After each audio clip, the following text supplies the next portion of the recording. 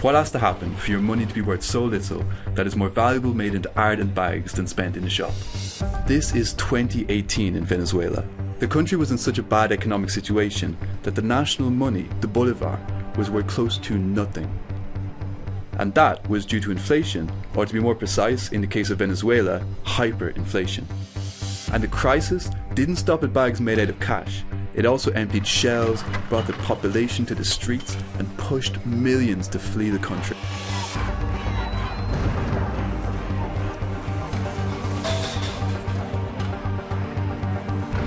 In 2022, it's Europe and the rest of the world's turn to worry about inflation.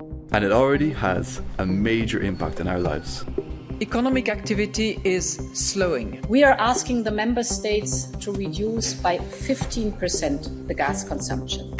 To understand how inflation happens and how it can get as bad as it was in Venezuela, we need to look at what inflation actually is, what causes it, and the role central banks play in managing it. So let's start with a simple definition.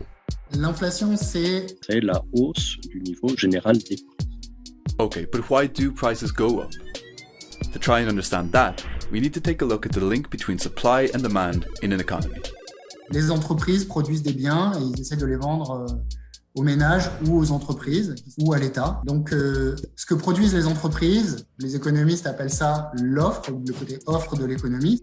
Du côté demande, c'est les gens qui veulent acheter ces biens, donc les ménages, les entreprises ou l'État.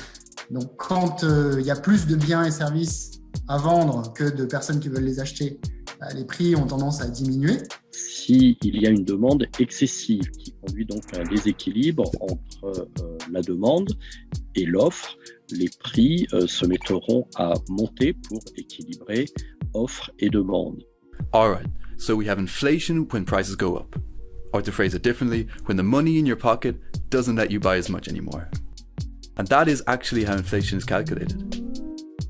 Organisations like Eurostat for the EU or the Bureau of Labour Statistics for the US constantly monitor hundreds of prices of key goods and services you typically buy. They build a typical basket that kind of represents what is consumed in a typical household. And therefore, the French basket doesn't look like, say, the American one. Each item in a basket has a different weight depending on its importance. Then they track the basket over time and turn its evolving price into a single figure, an index. Quand cet indice augmente, c'est ce qu'on appelle l'inflation. Quand cet indice diminue, c'est ce qu'on appelle la déflation.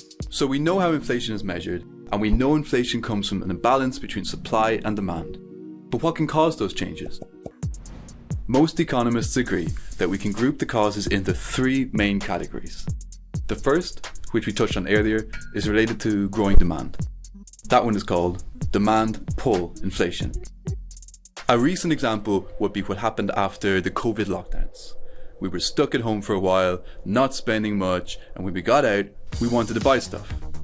The problem was that the global supply chain was messed up and couldn't give us what we were looking for.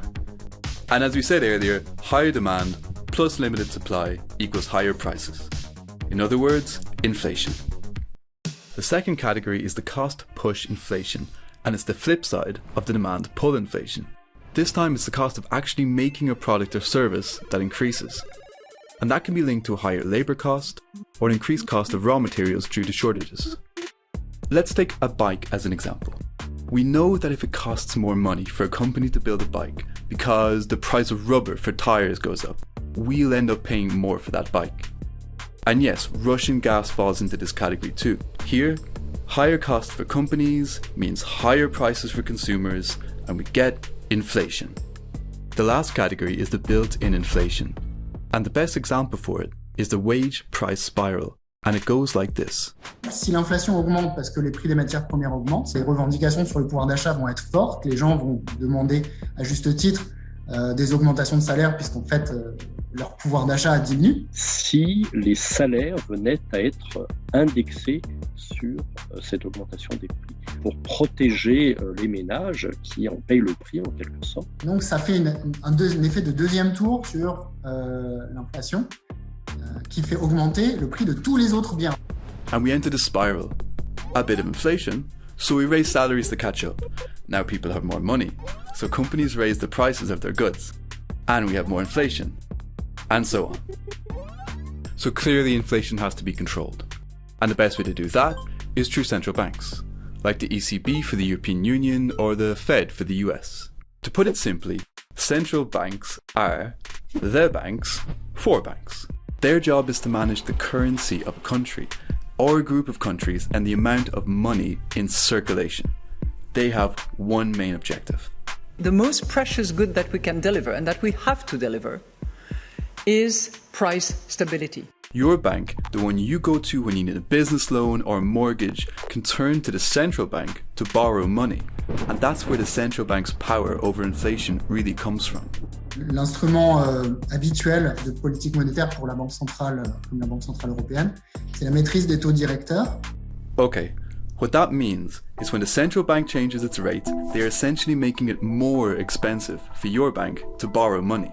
And your bank will have to reflect that onto you, in your mortgage or loan rates, for example.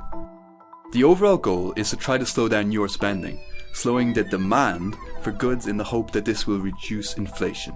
But this way of fighting inflation doesn't come without a risk. Si on fait une politique restrictive, à ce moment-là, on crée une récession. Ça peut être bon pour la Banque centrale parce qu'elle va mieux réaliser sa cible d'inflation, mais c'est mauvais pour l'économie puisque ça augmente le chômage et ça réduit l'activité économique et ça crée une récession. We expect inflation to remain undesirably high for some time. The world may soon be teetering on the edge of a global recession, only 2 years after the last one. So, are we about to enter the situation Venezuela was in 4 years ago? Is there a way for Europe to avoid that happening?